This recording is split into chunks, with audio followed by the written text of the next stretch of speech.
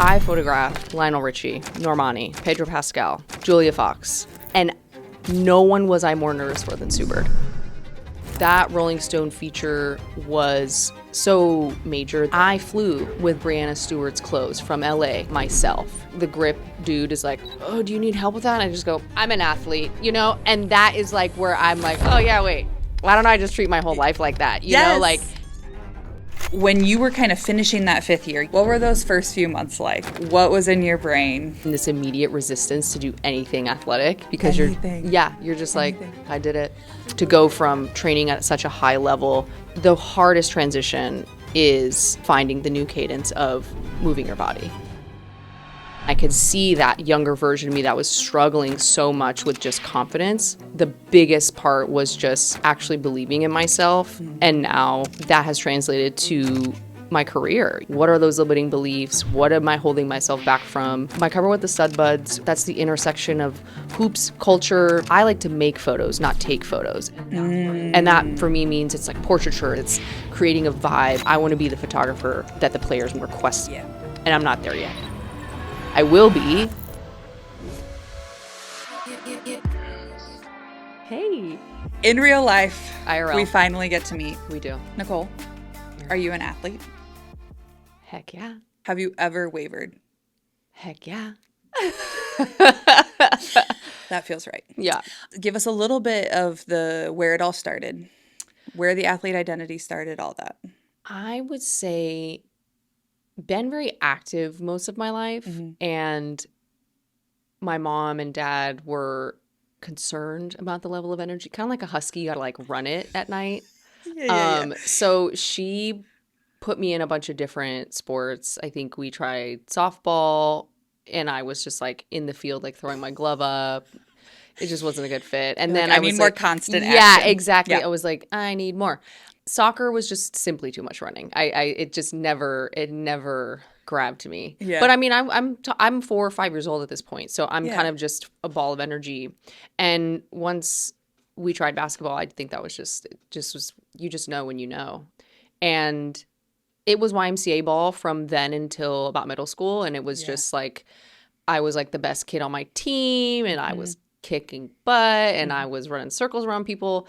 And at some point, one of the referees who was also, reffing for Club AAU. And at that point, I don't even think my family knew that was a thing. Yeah.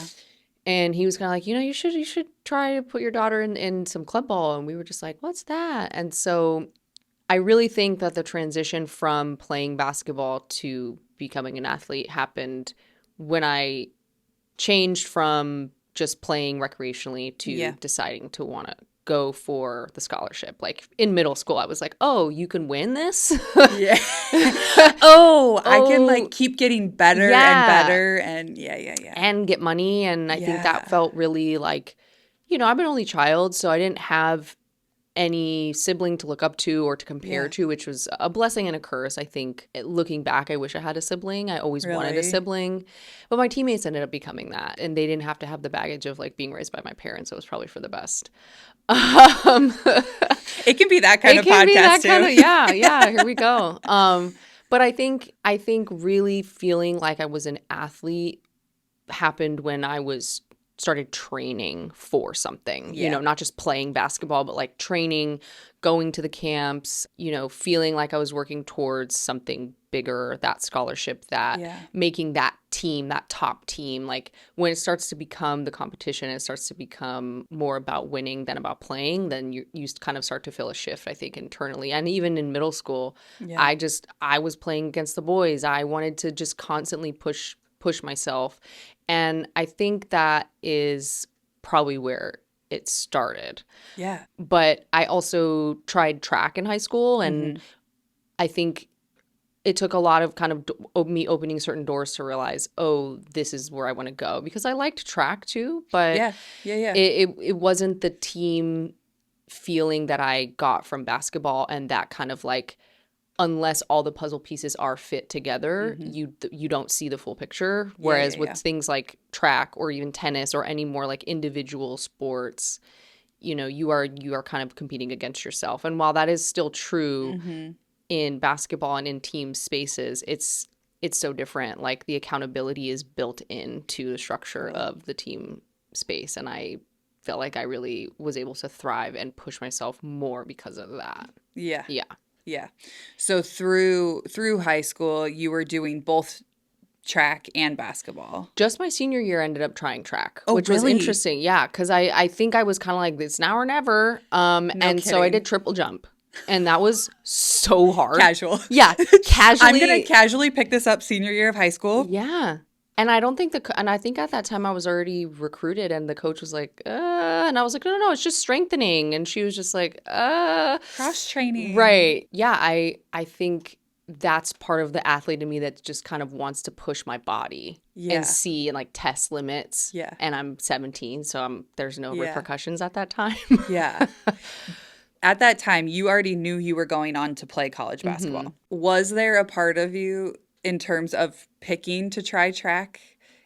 Track, I'm assuming, was after basketball season. Yeah. So basketball season ended. Yeah. So it was kind of like, oh, if I just end my high school basketball season, this is the last sport I'm playing at this school. I think it was really just wanting to continue to play something, you know, like I think there was just that wanting to continue the competition, wanting to also, I think there was a part of me too that was just like, oh, if I get better at jumping, then maybe I could dunk.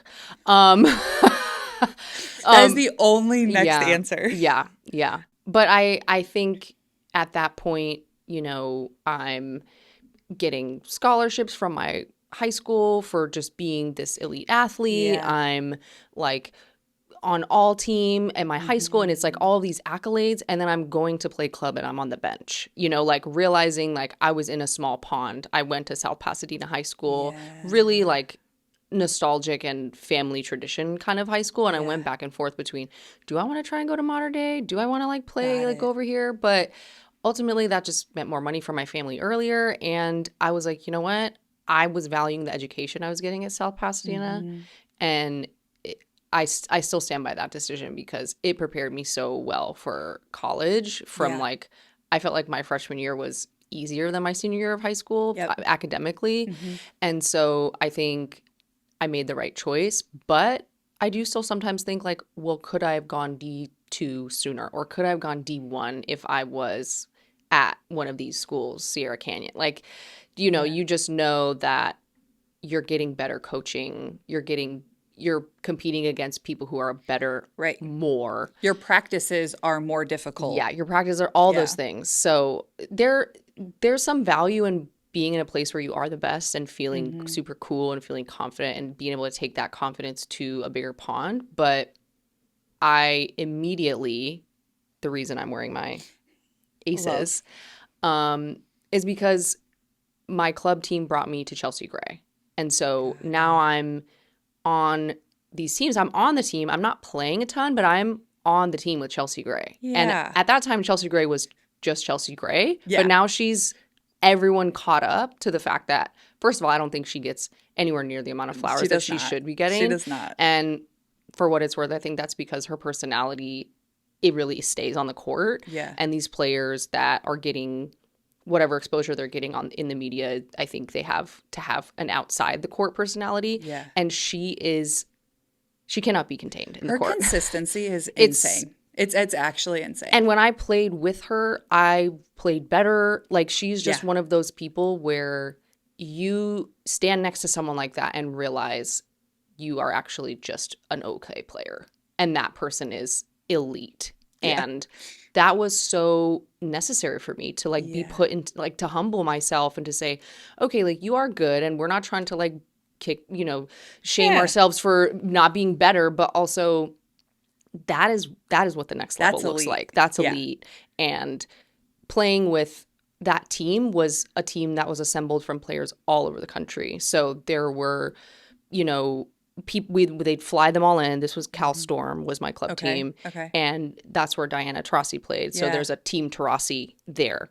We've also got Ari McDonald who played there. We've got Kaylin Chen. I mean, just like casual. Yeah. Shout out to Cal Storm and George Quintero over there because they have been doing this a really long time and built a program. And you were in that. Yeah. And I was a part of that. Absolutely. And looking back at the people I was playing with at that time and where they are now, it's just it's magical. It's magical, and it makes you kind of, I think now that I'm in my mid 30s, and you kind of forget a little bit how good you were, and going back and looking at that footage and going back and, going through my basement and seeing all the letters and things of offers. Like there's a part of you that compartmentalizes and goes like, okay, but like I'm out of college now, but it's nice to revisit that kind of just how much work you and my parents to drive all those tournaments out in Walnut Creek and all here and everywhere. It's, I mean, the commitment is so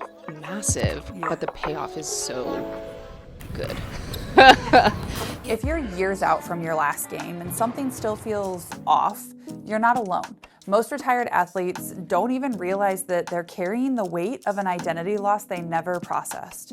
We designed a breathwork experience specifically for retired athletes that helps you release what's been sitting in your body since you stopped competing. The emotions you were taught to push down, the doubt, the disconnect. This breathwork is completely virtual and takes less than an hour. I've done breathwork with this facilitator over 100 times, and I promise you, every single session hits different. I used to think breathwork was woo-woo, and now it's a non-negotiable part of my routine. Lifetime access, one purchase.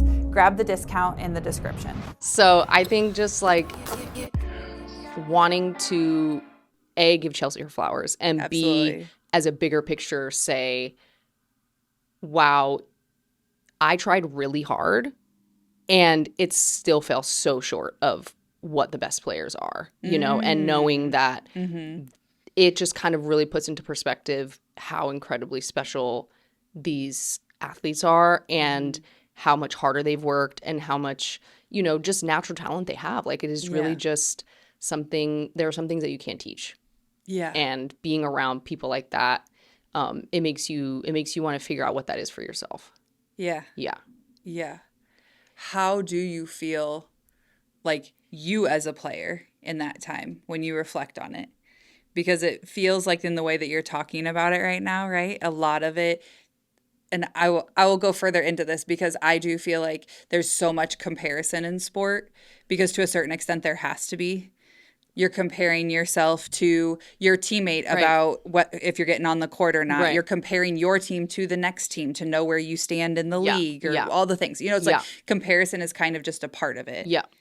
How does so many people didn't even play with those elite athletes? They might have still played club. They might have still competed at a very high level at a club level. But what do you feel like the comparison does to how you remember your talent and your athlete experience?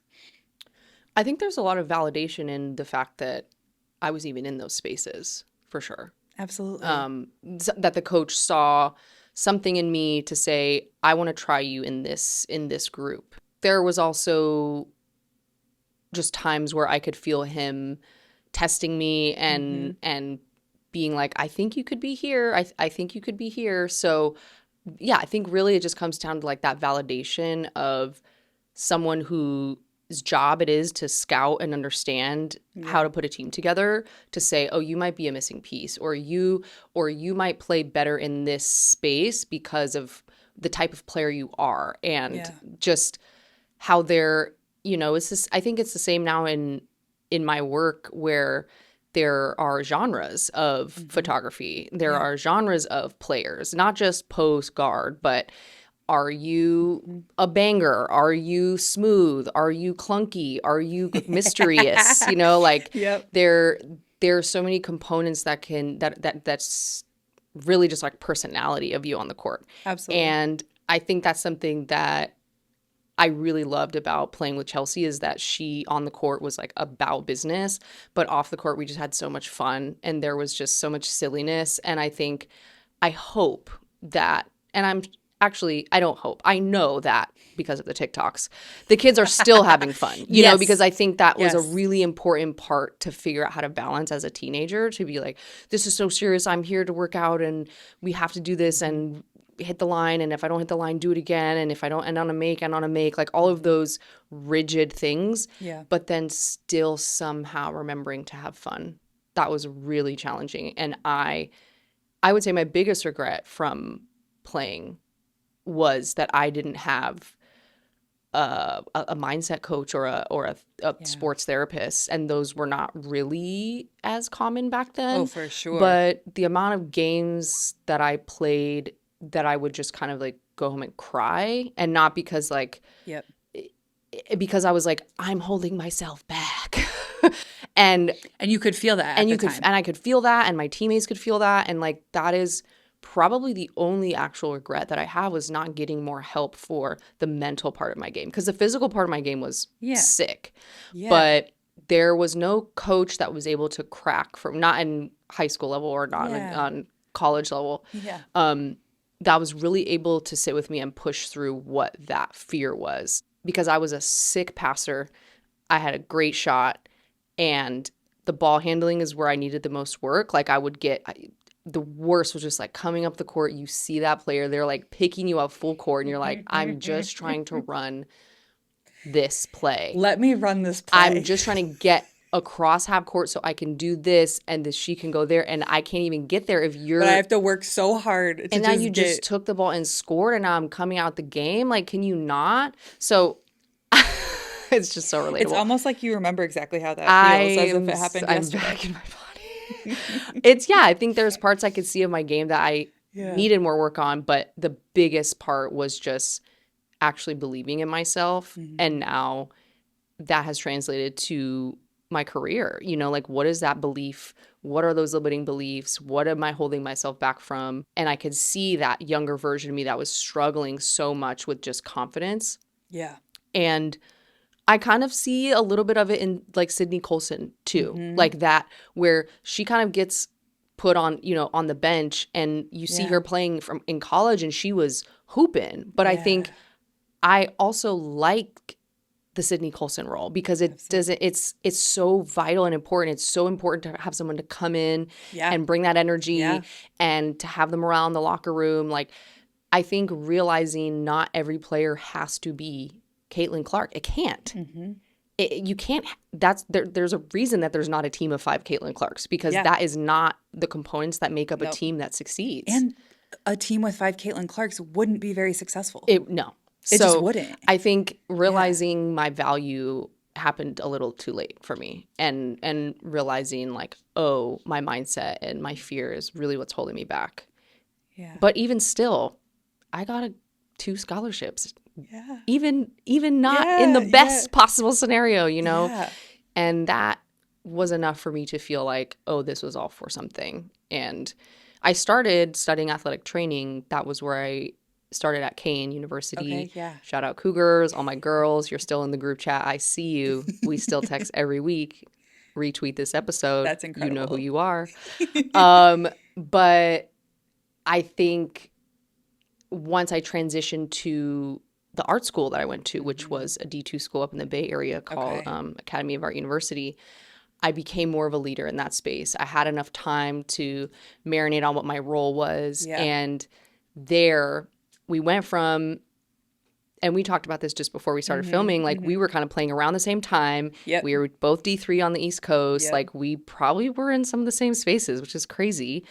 That school, Kane, was typically ranked top 10 when I was there. It was a really high-ranking school. So we had a target on our back. Yep. I still remember we had shirts, we had merch that was a target on our back. Like we were like leaning in. We were like, okay, everyone wants to beat us. That's cool. So we went from that to going to an art school who had a program that no one knew about, we were only 5 years into the NCAA when I went there. So we were super brand new. No one knew. We were the underdog. And so to experience both of those types of like the feeling of being the underdog, the feeling of being the target. I mean, you want to choose the underdog every time because it's a lot less pressure. But I think there's so much value in being in both of those spaces. No, there is. Yeah.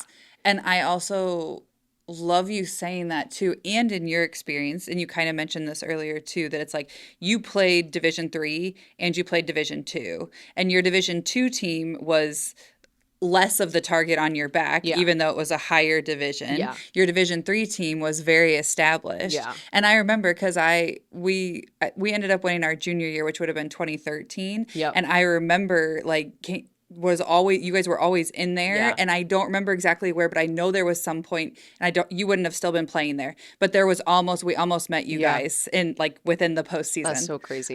Willie P. Who else was out there? Just. Oh yeah. So we're in the Midwest. We're in Indiana, but we ended up playing like, our Final Four ended up being like Amherst, Williams, Wisconsin. Yeah. Wisconsin, Whitewater. Yeah. I mean, there was. Oh, I think the real stacked. difference between D3 and D2 was height. TBH. Yes. It's still intense. Correct. But it's just the shorties are over at D3. Yeah. They're still hooping. Oh yeah. Yeah. My sophomore year, my little D3 school started getting investigated by the NCAA. And I was going, hold up. Check, please. Because I just was like, I have nothing to do with this. I don't know what's going on. I'm being questioned. I'm going to Homer Simpson into the bush. And as I did that, I just said, hey, I'm not going to play anymore. I'm going to focus on athletic training. I'm here for an education anyway. This got me here. Super grateful. I don't know if people know this, but in D3, you can't technically get an athletic scholarship. Right. So it has to be academic. So I'm going, okay, I'm still here. I'm still on my scholarship. Let's do it. And I kid you not, I'm in the line at a poetry club on Fairfax called The Poetry Club. I see my old teammate from club. Her name's Ari. Kidding. She's there with her mom. I'm there with my dad. It was like this. She's like, I never bring my mom. I'm like, I never bring my dad. This is so weird. So like they start talking. We start talking. She's like, oh, I'm transferring from Fordham. I'm out. I'm like, what? You're D1. What do you mean you're transferring? She's like, I'm going to this art school. They're going to be a full ride. I'm going to study broadcasting. And No kidding. I was like, wait, there's an art school with this? Because at this point, I already had a camera. Got and it. I already had a passion. But I was not like, oh, I wish I could be a photographer. I was like, basketball is everything. So I was good, like just being a cutesy photog on the side. Yeah. You were just capturing things as they came. Exactly. It was not like, oh, this is a path. And I was doing little photo shoots. There was one time I like took a friend to like an auto body shop and I was like, can we use some extra oil? We just need to rub it on her. And they were like, are you for real? I don't know where those photos are. But I was going, like, I wasn't just like taking little pictures. I was executing shoots. Yeah. And so I look back at that and go, oh no, the seed was there. I really liked that. And so when I found out there was an art school with an athletic program, I was like, I need to go check this out. Took some of those Southwest frequent flyer miles, flew up, met the coach. She was like, it was her first year there. So she was, I think I kind of came in at a right time where she's like, well, I have half a scholarship left if you want it. And like, she hadn't really seen film on me. She was just going off of my former teammates' recommendation. Totally. Could be like, oh, they know each other. Like, this could be good. I still remember I finished the tour. I saw all the lights and everything that they had. And I was like, oh, this is right. I need to be here. This is sparking something in a different way. And I still want to play basketball, but I want to learn this new thing now. Yeah. And I just remember sitting in a cafe with the coach in downtown San Francisco and going, I'm ready to commit. I just need to call my parents and tell them that this is what I'm doing. Yeah. And if they don't want to support me, I'm okay with that. Like, it was like the first time I made a decision that was like, I don't need my parents' approval. Yeah. I'm going to figure this out because I want it that bad. Dang. And so that was a really kind of stepping into my, adulthood and my, like, I'm making a decision for myself moment. And it was the best. I'm not kidding. I had like a one-way flight booked back to New Jersey like 2 weeks later. Like, it was really that, it was that impactful to be drawing me to be like, oh, I got to do this. And I was going to say, I would be left wondering, what if I had the whole time, totally. Especially with all the investigation going on. I was going to say, like, what a wild situation, because also you were a part of a very successful team and had that just like coasted normally, you know, and you're just still trying to chase that national championship and stuff. It's like, then do you still get to the photography route? Who knows? So I think it was a very odd pivot, but I think that is what I have learned about what I'm good at is the pivot. It's just like leaning into the pivot and being like, if something is drawing you, there's a reason. Yeah. Just try and listen for long enough to see if it's really pulling you. And for that, to make that intense of a decision and to like use that one-way ticket to go pack my stuff up, and for people in the training room to be like, we heard you're going to art school.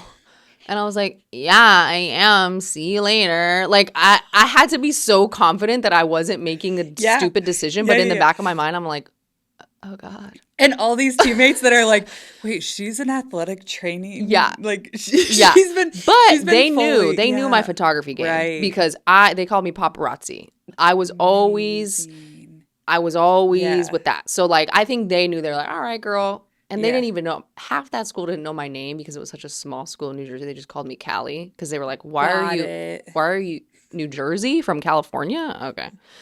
Maybe you know something we don't. And I'm like, no, I just wanted to see snow. This kid. Yeah, this kid. Exactly. So I think that joy and that curiosity has led me so many wonderful places, and the determination and the willingness to just try. Yeah. But once I landed at Academy of Art and once I started marrying, now we're catching up to, oh, my worlds are coming together. And so when you go to the Academy of Art, you get to work as an athlete. Part of your obligation when you're a fifth-year student, which I had to be because of the transfer, they're like, okay, we'll still give you a scholarship if you work for us. So I was creating, like I was doing media days, I was creating schedule imagery, I was doing in-game photography, like, and none of that was really like, oh, this is my calling. I never felt like the in-game stuff was controlled enough for me. And I started to learn, oh, I like to make photos, not take photos. And that's where I learned that. And that for me means it's like portraiture, it's setting up lights, it's creating a vibe, it's setting a mood, it's doing a mood board. It's all of that part that I get to kind of create this and world. Learning that was the style of photography and art that I wanted to make. But I still was like happy to do this, love hanging out with all my old teammates and having a ball. So that ended up working out and affording me to get a scholarship for that last year. Yeah. And what's ironic, I think, or what's interesting is even though that's 2015 and I'm an artist athlete and it didn't click, the photography and the basketball and the women's game, all of this stuff, I was doing entertainment, comedians, musicians, because I'm like, I live in LA, that's what's in LA. Yeah. And also, that's what gets you clout. Like I was going to say. Yeah, and that's unfortunately true, at least for this type of work I wanted to do. And I was really drawn to editorial because there's so much creativity you can have in editorial and fashion. And so I will say it wasn't until the Rolling Stone article that came out, I think, in 2023 or 2024, where I saw the unique value in my perspective, my preparation, my training, and my lived experience to start forming my positioning toward the niche of women's sports. And it also wasn't really available until 3 years ago to even dream like that. Yeah. Sure, it was available, but it wasn't obvious. And it was a one-off maybe here. Oh, maybe female athlete will end up on the cover during the Olympics. Right. Or maybe it'll be this like one-off, Or it's the body issue of ESPN. Exactly. I'm sure you can find a Mia Hamm cover from back in the day. But it was not on like a regular basis. No. It was not, And now, and so, shout out to Rolling Stone and the individual there who at the time was the director of photography at Rolling Stone, Emma. I would say, how did that connection go? I mean, the interesting segue from entertainment photography into women's sports photography kind of culminated at Sundance in 2023. And that was when Sue's documentary came out. Yep. I photographed Lionel Richie, Normani, Pedro Pascal, Julia Fox. And no one was I more nervous for than Sue Bird. And there is footage. Check the tapes. Yeah. There is footage. I am sweating. I am just kind of like, oh my God, this is so important. I have to do this justice. Like, in that moment, I knew how important it was to me. Yeah. I got emotional because of how I felt. I got to take a photo with her. And I just had this moment where and she's so wonderful. She was eating it up. Her whole team was eating it up. Jay Ellis, who was like her co-producer, was just like, we got Sue in here, Nicol. Oh my God. Like, it was so cute. Yeah. And I just kind of stood next to her and I just said, Sue, you are doing such important work. Like, just thank you from every player that never got the stage that you got, that is living through what you and Megan are both doing. Like, happy freaking retirement. Like, go off. We just kind of shared this moment, and I think that was really pivotal to me understanding why it's so important to me and understanding what I feel my job is in this space, which is to carry the game forward, which is to give back, which is to just find my people again, because I had lost that to following entertainment. And not that I still don't love doing entertainment photography. There's joy in commercial photography, all these different types and styles of art that I get to make. But the one I care about the most is the one that is personal to me. So that moment led to a feature in LA Times, A Story with Sue, which is where I met Courtney Mays, who is an incredible stylist who works with the W players, NBA players, just incredible suiting. And so now I'm starting to get all these seeds of people who are in the world, and it's starting to come to me. And that's when I really understood, like, oh, this is the niche that I didn't know I was supposed to be in. And when you hit that right alignment, then it is that moment where it does come to you. You're like, oh, this now all pieces together. As athletes, we're taught to compartmentalize everything, push it down, stay focused, win. But that doesn't always serve us as adults. So we designed a breathwork experience specifically for retired athletes. It isn't talk therapy, it's a somatic release that helps you process a decade of suppressed emotions in one powerful session.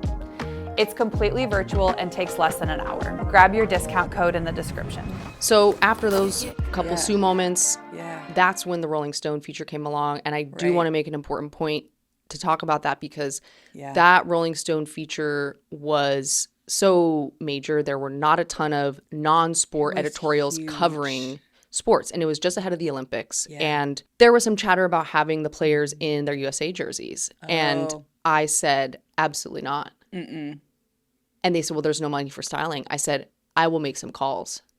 And I flew with Breanna Stewart's clothes from LA, picked them up at Courtney's house, steamed them myself. And I'm not saying that to say anything other than put the people who care about this behind the coverage. Correct. Because they are going to go above and beyond to make sure that the players are being put on the pedestal they deserve, to be treated the way they deserve, to look as expensive as they are. And that is where, again, that was another dug my teeth into the reality of like why this is so important to me. And that was, I mean, that was three cities in over 2 weeks of me flying to a place I'd never scouted and trying to make all of those look cohesive. Like, that was really challenging. But that's another moment where that's my getting to the Final Four. That is, it's so equivalent. It's like, we did all these little things, we did all this little training, and now boom. And you feel that same energy. You feel that same fourth quarter. We're down by 2 because the flight lost our luggage and we got to go here. We, you know, like all those things that it's so equivalent. And so you get that high back of, and that adrenaline back of like, nope, we are pushing forward. We are making this work, and no one's going to even know anything went wrong. They're just going to look at this sick imagery and go, who shot this? So that is my new, you know, North Star. That is my new kind of just what I'm constantly chasing, is feeling like I did the moment justice. And how I do that is through my preparation, and not just like, you know, looking up imagery and seeing what's been done, or seeing how this person likes to be photographed or what angles work, but it's also calling all my people who know their agents. It's calling all the people who style them and the makeup artists that have worked with them that I know. It's like the community is back. The team is back. And so now all of these elements of that I was missing from playing are back. And then it feels like I'm back.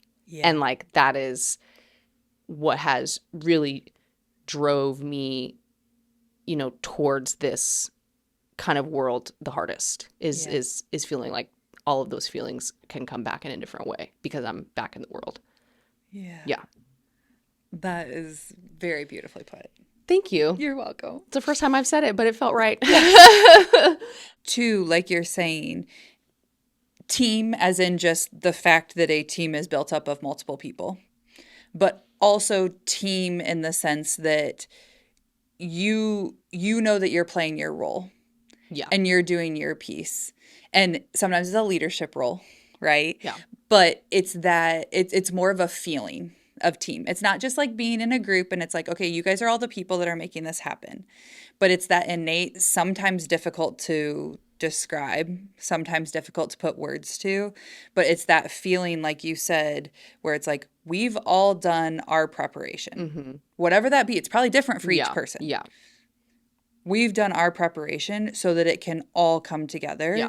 And the product that's put out on the court or is put out, in the set, on the set, whatever it is, can do what it's supposed to do. And can pivot when it needs to pivot, because that preparation and that scouting report means when they switch to a zone or when the closed zone arrive, you are ready. Yeah. And that really only comes with experience in both ways. Absolutely. Yeah. Absolutely. Yeah. The parallels of it all, you started with what you wanted to do, what you started studying in school and all of that with like, I'm going to stay connected to sports beyond work. Right.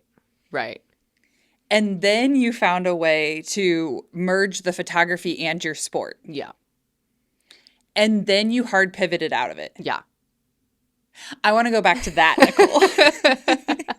I'm going to rewind myself right back. Because whether you've reflected on this or not, you were handed, I say that with air quotes, a position because you had to stay at the school to finish your 5th year.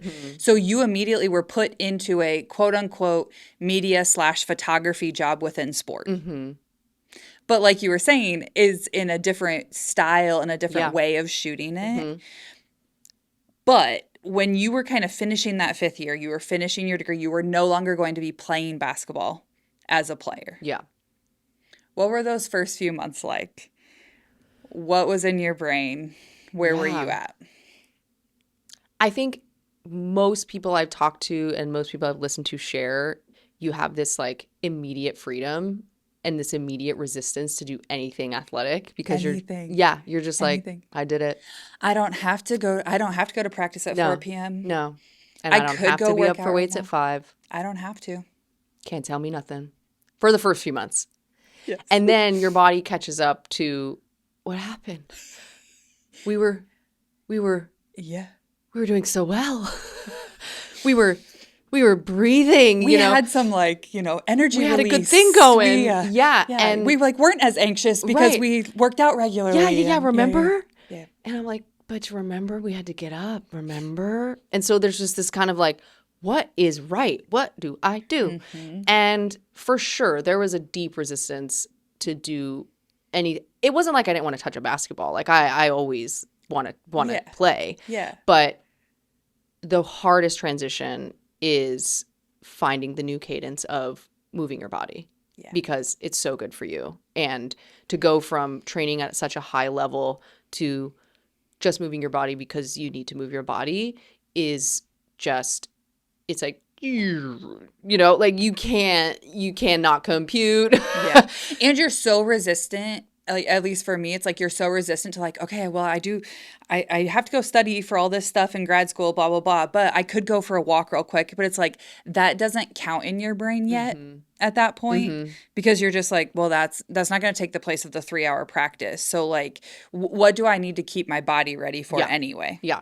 And if you're not drenched in sweat or you're not like pushing your body to your limits, it's not a workout for a long time. It doesn't count. Yeah, it doesn't count. Yeah. And now I'm 34, proudly 34. Yes. And I've just had hip surgery. And so this is a new chapter. Yeah. And I believe it's a bone structure thing. I believe it's a pushing my body for 15 years thing, but chronic injury that just kept coming back. I renovated a 2-bedroom, 2-bathroom house on this hip. I played recreational basketball for a few seasons on this hip.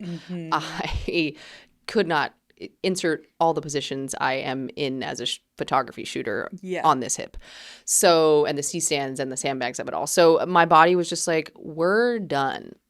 This is not going to go away. The PT was cute, but we got to stitch some stuff up. So I am week 6 or 7. Actually, yeah, just a month and some change off being, put to sleep and sewn together. And it's intense.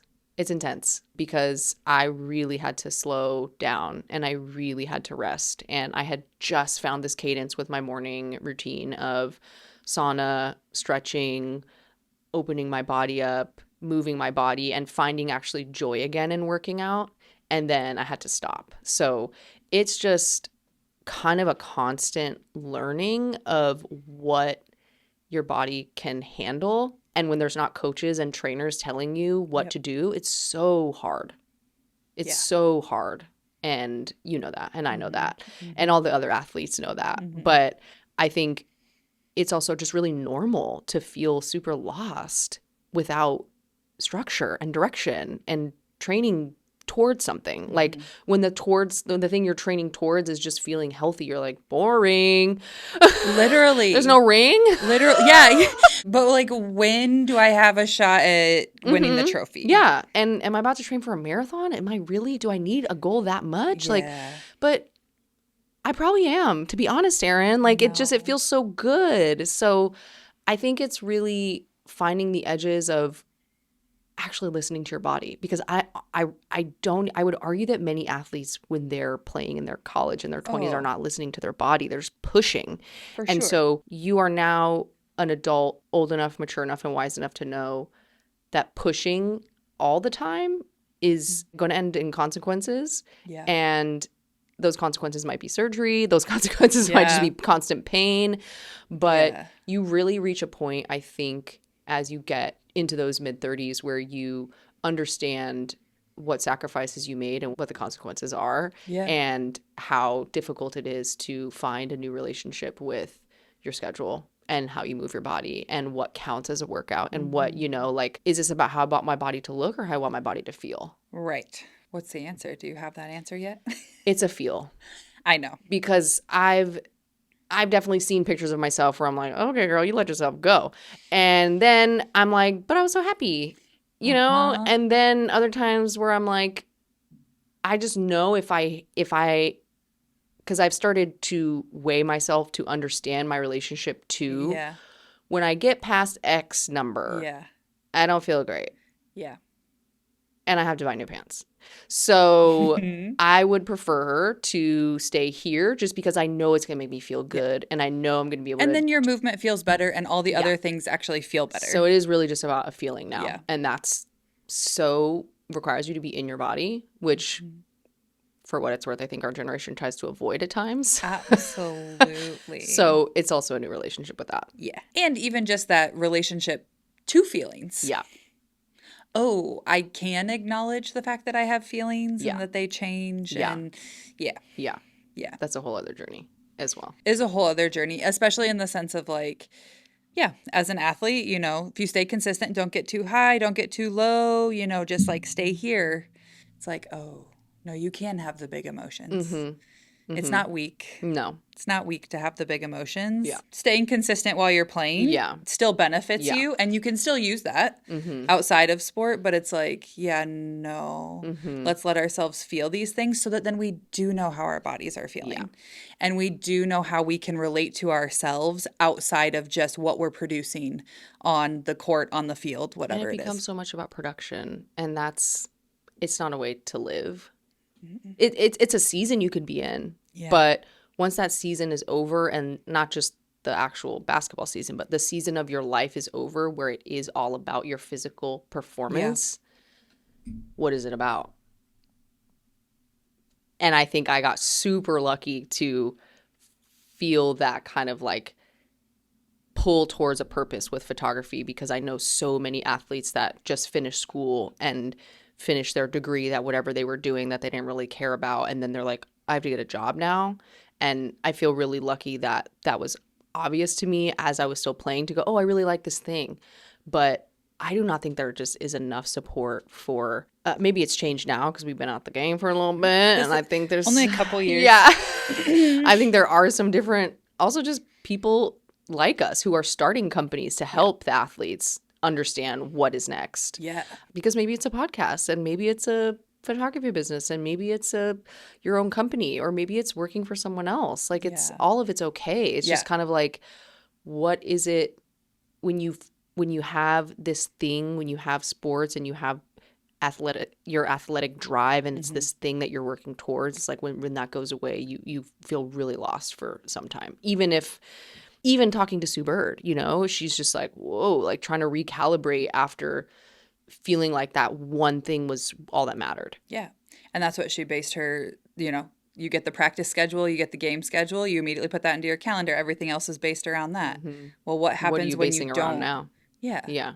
What happens when you don't get a season schedule at the beginning of the season? And now that we're entrepreneurs and we're business owners and we're filing LLC S-corp paperwork, gross. There's no coach telling you what time practice is. There's no business lord telling you, well, there is kind of a tax business lord, but they're not very helpful. No, at all. They're not helpful. There's no seminar. And so it's just kind of like this new discovery. Yeah. And that part's really exhausting, right? Like that part is just, you never feel like you're really doing it right. And the parts that I love doing, I'm sure for you, like this is the part that you love doing. And then to afford us to do the part that we love doing, there's all the practice and training we have to do. But we don't just get to show up and turn our brain off and do it. Yeah. We actually have to show up and get into our body, still have all the other things, research, like do all the, it's like, that's what I miss the most, is just being like, here's the workout for today. You know, like I miss that. Let me go do that. Yeah. And I'm like, I'm going to put my all into this. It's like, I got to write the workout. I got to research the thing. I got to, and then by the time it gets to the workout, I'm like, now I got to work out, you know, like that's how sometimes it feels like doing your job after you've done all the prep for the job, you know, like I think people see the SLAM cover, which I brought for you. Yes. Because I'm so excited. I just felt like you need to have that. I did need to have that. The StudBudz need to be literally everywhere. They do.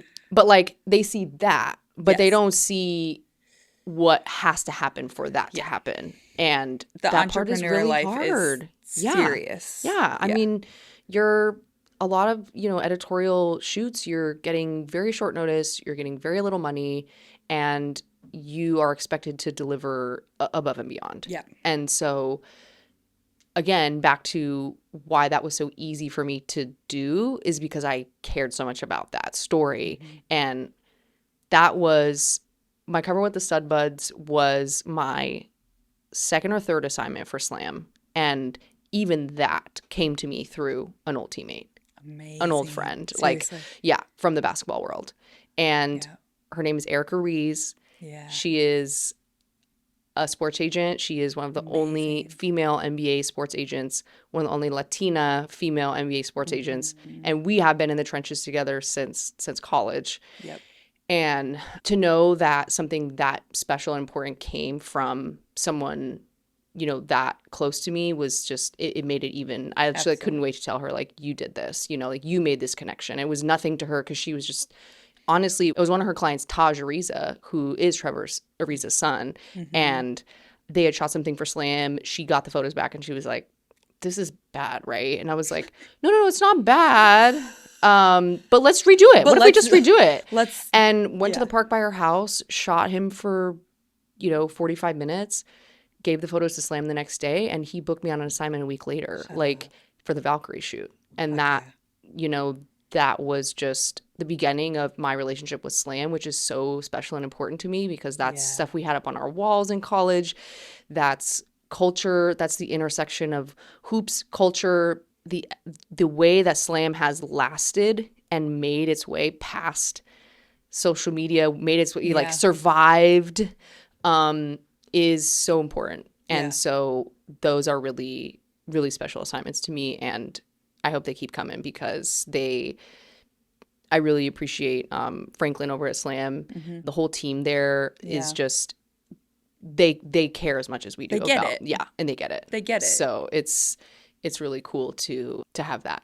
Yeah. To have that. Yeah. They get the importance of sharing it in the way that it is and putting the people on the pedestal that need to be. And meeting the moment. And for them to put the StudBudz on a cover is a statement. Yeah. And that's a statement to say, we see all the types of players that are in the league. Yep. And that's another thing that really feels important to my work, and something that both Courtney Mays and I feel really strongly about pushing forward is the representation of the mask presenting woman in the league. And the mainstream media is going to put a lot of lip gloss on it, but a lot of the league has a mask presenting personality off the court, and that has been closeted for most of the existence of the league. And just now are we getting where people can show up authentically. Yes. And it's like, do you really want to see the inauthentic version? Because they don't want to have to be inauthentic.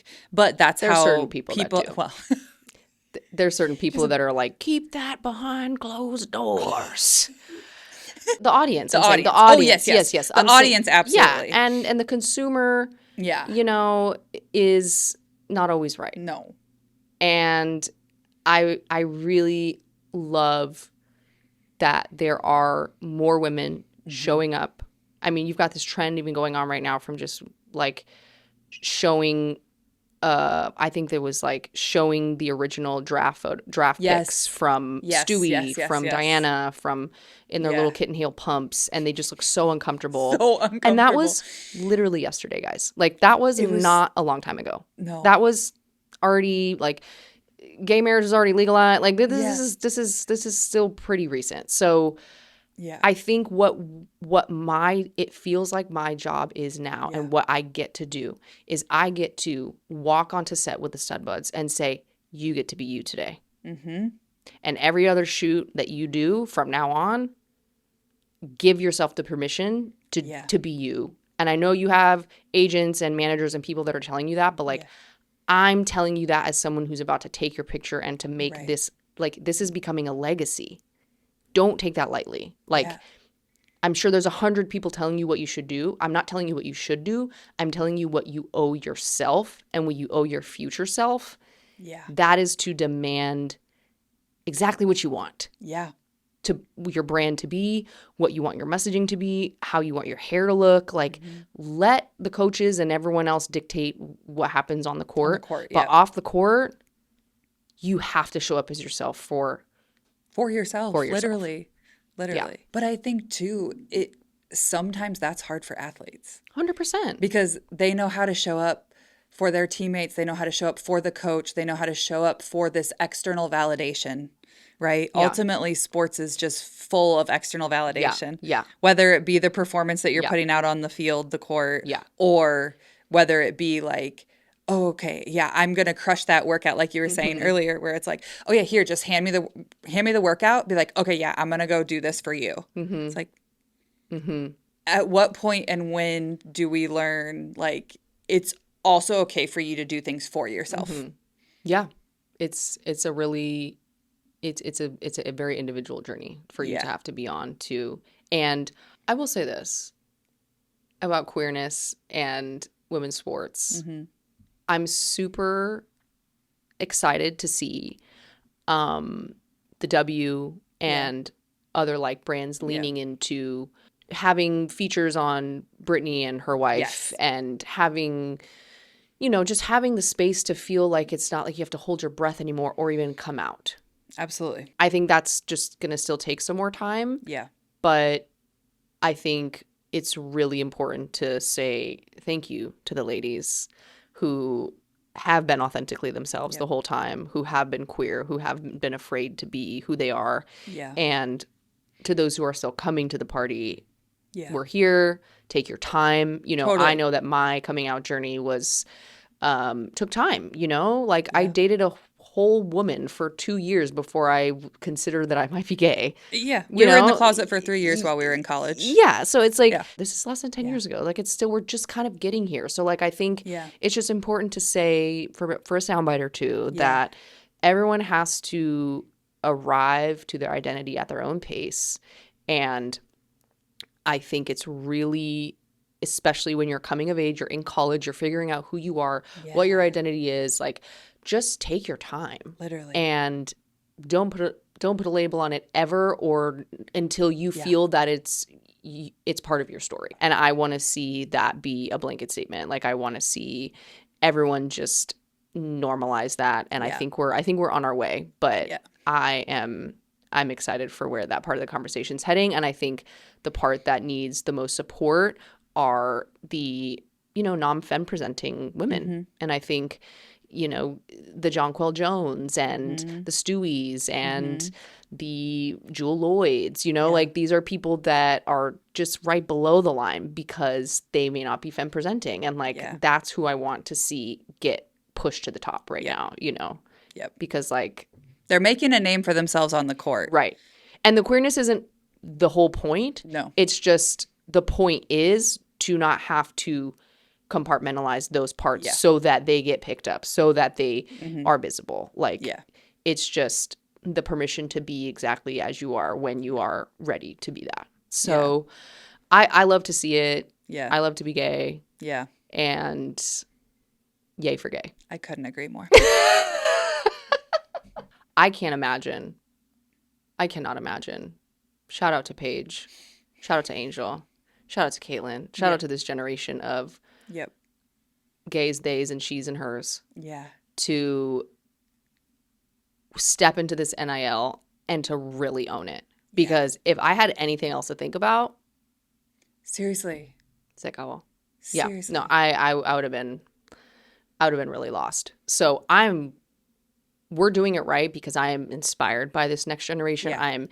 I am excited for the autonomy that I feel they have. Yeah. I mean, Angel is just creating a universe around herself. And I believe that she has so many of the right people around her and behind her. You've got Sid and TP, and you've got all of these different personalities that are now emerging because the space is available. And that is how we know that the game is changing. Yep. Because everyone wanted to pretend like no one was interested in that before, when in reality, just no one was putting money behind it. And now that the people are showing up, now that the WNBA smashed the records for like this Christmas, I think there was the average WNBA spender was like over $500. It topped MLB. It topped all of these major other leagues, male leagues. It doesn't matter. Like, the girls want to spend money, honey. Yeah. And so I think that is the people are finally coming to that party and realizing, oh, if we just listen to them. Yeah. It's like they know what they like need, what they want to do themselves. And it's almost like other people are also like them and are going to like the same things. Shocking. As people being authentic and being able to show up. And And then you've got the trickle effect of that is you've got Playa Society, and you've got all these brands popping up who are also doing it right and who are also meeting the moment. And that's just, I get so excited every time I discover a new person on LinkedIn who's just talking about women's sports or just talking about this or just supporting this. And it's like, oh, what, you've been doing this for 3 years? Like, let me get on this. You just kind of want to find all the people who are like us, who care. And are making sick shit. And are making sick shit. They've already been making it. It's already there. It's just like, okay, yes. Now did you get a chance to go to All-Star this year? I did not go to All-Star this year. I went to NWSL. Oh, that's right. Yeah. That room was star-studded. Is where this goes from big to explosion, is where the intersectionality, the crossover, the sports. The crossover. Yes. It's that is where it's at. And so many athletes for so many years, it's like they're working so hard in their silo because also it's like they still have practices, they still have schedules, like they're still doing all the things, but then it still is usually so siloed sport-wise, and it's like, okay. Now we're getting the media brands. Now we're getting the people. Now we're getting the retired athletes that at least, still were underpaid for years and years and years, but have been able to make a little bit more so that now they're funding things to elevate all the sports, lift everyone behind them. Exactly. And you've got the crossovers. Yeah. So it's like now other sports are, supporting each other. And I think, it's not just the other sports supporting each other. It's also and the men supporting the women. And because, I mean, Steph Curry, LeBron James, they all, what's the first thing they did? They got a media company. Mm-hmm. And so they had enough money to do that. Yeah. Now that the women got money, it's over. I mean, this is just, it's a tale as old as time. You have to, if no one's telling your story, you have to tell it yourself. And now that there is even an inch for that to happen, you have companies like Together. Yep. You have companies like Just Women's Sports. Yep. You have companies that are just popping up out of nowhere, but secretly they've been working in the background this whole time, waiting for this moment. And we've all wanted this the entire time. Yeah. The average viewership was 1.5 million of all the WNBA games this last season. That's actually insane. No, it's kind of, I mean, I guess I don't really know what the men's viewership is because it's been on for so long. You're kind of just like, well, there must still be people watching this. Yeah. There's a guy wearing the jersey at the bar.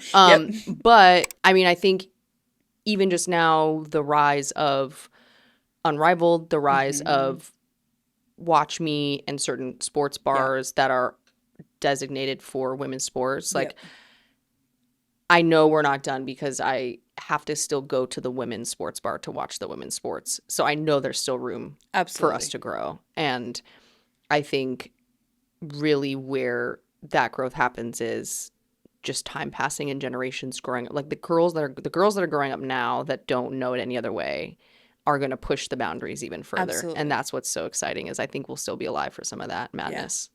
The boys that are growing up now that are seeing this and have their favorite women's jerseys and their sports, and the kids that, like, you hear stories of the parents who, like, they go to, like, PWHL games all the time or WNBA games, and they didn't realize that boys could play basketball, or they didn't, like, you know what I mean? It's like, or it'll happen at like soccer games, like these parents will be taking their kids to the NWSL games, and then like I've literally seen stories where people are like, oh yeah, my son just asked me the other day if he could also play soccer. That's so sweet. Isn't that the sweetest? That's really sweet. So I think that's what's so monumentally exciting about this exact moment in time is that it's been bubbling, it's been brewing, and there's so many people excited to make this momentum last. Somewhere between your last game and now, you disconnected from your body. We designed a breathwork experience specifically for retired athletes. It's therapeutic, it's transformative, and it helps you release the limiting beliefs and the self-doubt that have been holding you back since you stopped competing. The whole thing is virtual, it's less than an hour, and it's done from wherever you are. Use the listener discount code in the description. With all that you've done, with your, I'm going to continue on in sports in some way, into editorial, celebrity shoots, all of that, back into sports. Feels like you're at home now. Where is Nicol in the next year? Where is Nicol 5-10 years from now? She's lit. I think it's important to mark this moment in time for myself when I watch this back to say I really feel like I'm just getting started and I've been doing this for 10 years. Yep. And 10 years in the sense of like I graduated art school in 2015. I moved to LA, back home to LA. I started interning for my forever mentor, Art Stryber. And he taught me so many things about the industry and the business aspect of this work and why it's important to be organized and why it's important to market yourself. And I still feel like I haven't figured that out yet after 10 years because I've been busy finding my voice and busy being a caretaker for an aging parent and busy falling in love and busy like being a human, and I think I want to make sure that I can look back at this moment and give myself grace for the fact that I'm not where I want to be yet. And back to that comparison thing of, well, who shot that cover and who did that campaign and who this and who that, what has changed me and what has started to shape me into and help me embody the person that I want to be has been getting a career coach and to remind myself that it's okay to need help. It's okay to need a teammate. It's okay to be coached. Yeah. And I kind of missed that. And what I have learned in this program through my coach and through the playbook that she's created, like it's called a playbook. Like it's like there's so many parallels back to I love it. Yeah. Back to sport. Yeah. But Lisa Marie Shires is her name, and she has created this program that essentially reminds you that you're the problem and the solution. Like it just is. So I've been in a really reflective period of my life to look at my habits and patterns and what's holding me back and what's not working and where am I relying on my talent and not actually doing the prep, like all of those things that are like just really hard to look at and they're not sexy. Yeah. And really sitting with those truths to the outside world and the people who are on social media, it might look like I have Slam covers and a Rolling Stone cover and, you know, shot a Vans Pride campaign and all of these things that, yes, to me, they mean a lot. Yeah. But I just listed probably the 3 major moments of my career in like 2 seconds. Like that's not a career. Like that's not making me a living yet. You know, that's not putting me in a position to feel financial freedom. That's not, and I want to be sure that I'm not just constantly looking forward. Yeah. That I'm sitting here now and going, that's really cool. Even if it had to stop tomorrow, like hanging my hat on having those things is really wonderful. And I know that where I want to be is I want to be the photographer that the players want to work with. Yeah. And I'm not there yet. I'm not being requested yet. I will be. And that will be it will be because of my talent, but it will be because of who I am and what I care about and what I stand for. And it will be because they trust me to execute that job and do right by them. That is going to mean more to me than any dollar amount that I make. It is when people start requesting me for me, knowing that what I provide as a set experience is fun, and I was just sharing this earlier with my girlfriend today, like something that I got to watch back from the Slam coverage from the links, like they had a team kind of filming BTS, was this moment where I really make it a point to show them what we're doing, what we're up to. I don't want them to feel lost or like, where do I stand or what's going on? Because it's the same way. If you don't give an actor lines, they're like, what are we doing? So the athletes need to know where they're standing, what the shot's going to look like. Like that just makes them feel good. That's the bare minimum. But I told them, I said, this is supposed to be the best part of your day. If we're doing anything that doesn't feel right, that feels inauthentic, that you've already done, just tell me. Yeah. This, like, I want you to not be able to wait until we get to work together again. Like, that is my goal. Yeah. And I want that for them, not for me. Like, I know that the same way I'm sitting here talking about the next, they're coming to set going, the next, but I don't have a shoe yet. But it's like, you're on the cover of Slam, my guy. Yeah. Like, that is so cool. You dreamt of this moment. Let's be here. Yeah. So I feel so fortunate to be learning the lesson, teaching the lesson, learning the lesson, teaching the lesson. Like, it really feels like I want to look back at this moment in my life and remember that I felt a little disappointed that I wasn't further, but that I also had the wisdom to say, I know where I want to be. And I know, and I'm in the belief that I'm going to be there. Yeah. Because we just talked about the timeline of like me figuring out women's basketball. Like, it kind of was yesterday. Yeah. So I have to give myself time to send all those really scary emails and put myself out there and email the coach and say, I'm a really great point guard and I've got a great jump shot and I'm a good teammate, you know, like, please consider me for your team. It's so uncomfortable. It never gets less uncomfortable until it does, until it's just a numbers game. And you're like, okay, Reebok didn't answer. Okay, I'm going to Adidas, and Adidas is kind of, but they didn't really want me. But Nike, you know, like, it's like, of course, everyone dreams to shoot for those like big shoe company retail brands, but I'm also looking at moolah. You know, I'm also looking at these emerging brands that are, because I care about fighting for them when they're becoming. And so I just sent Natalie an email this morning and said, Fantastic. like, what are we doing? You know, she's incredible. And I think just reminding myself that there's those notches on the belt that you want, but the relationships that I made along the way and continue to make along the way, I don't know how those are going to pay me back. And I'm not looking for them to pay me back, but I am looking to find my team, be in my community, and be in rooms where I don't feel like I'm left out. Like everyone is belonging. Yeah. And sometimes we have to create those rooms. And you're lifting everyone up along with you. Yes. As you do it. Yes.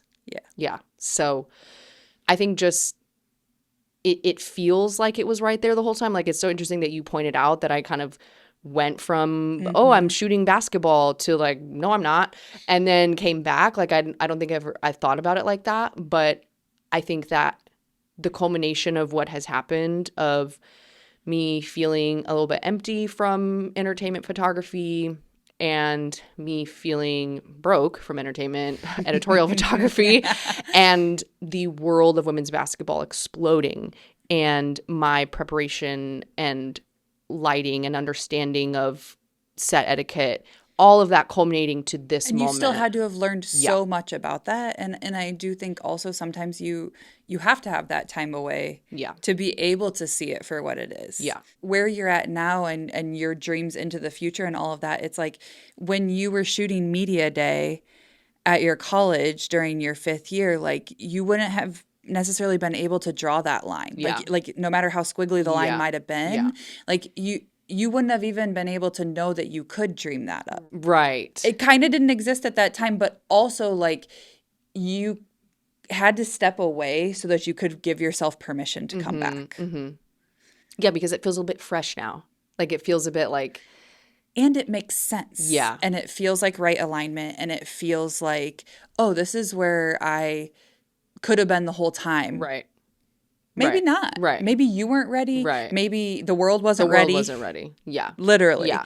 So many of the pieces that are so beautiful to see, like, coming together for you and in these spaces is also very fun to watch. Yeah. Well, I kind of want to know, like, what you see for your, I mean, I know this is like about the guests, but I am just curious. Like, I am just curious to know, like now I want to hear from you. Well, I just want to like know your version of like what is next for No Former Athlete. Like, I think it's so important to have spaces like this. Like, sure, everyone's starting a podcast, but not everyone has the unique lived experience, the ability to talk to people, the strength to set up 5 cameras and edit anything down. Like, there are a lot of barriers that keep people from creating really important conversations. So where do you kind of see No Former Athlete going from here? Yeah.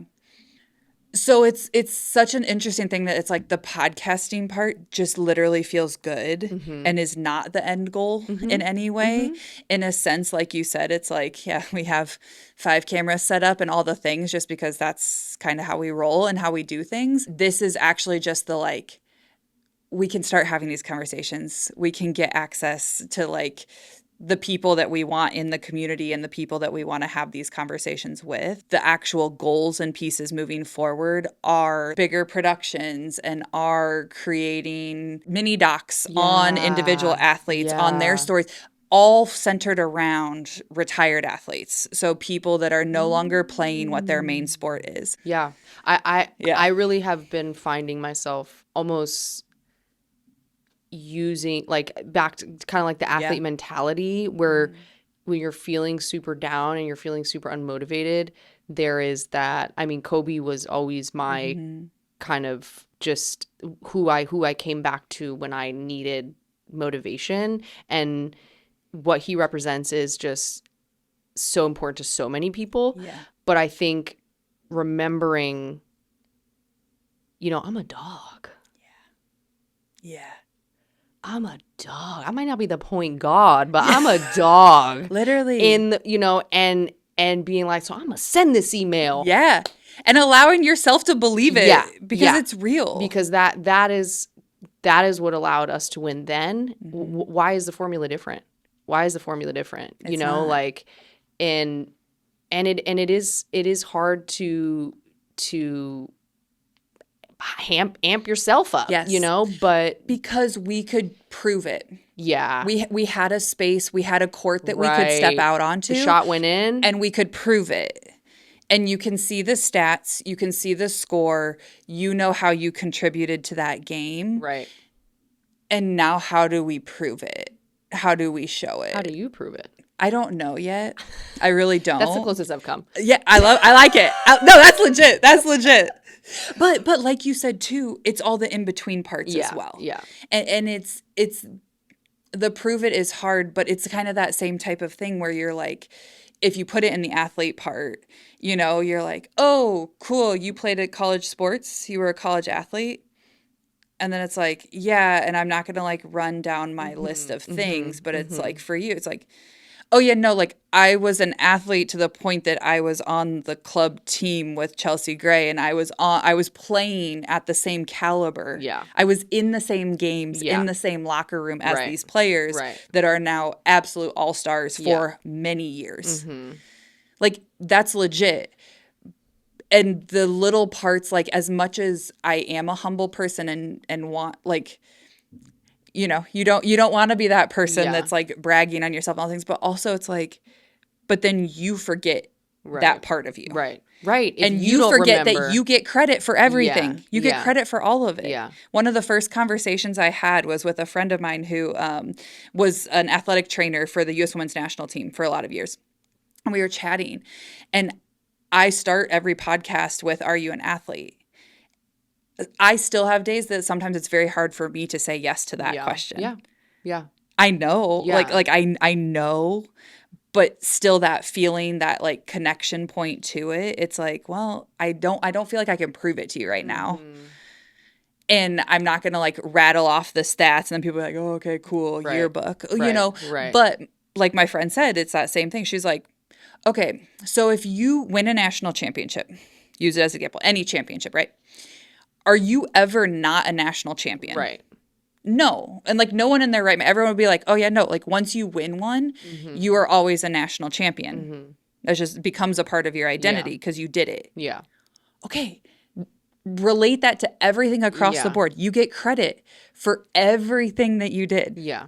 It's all there. Yeah. Like it's all still in you. You don't just, so again, when you identified as that athlete, you don't just become not an athlete. Right.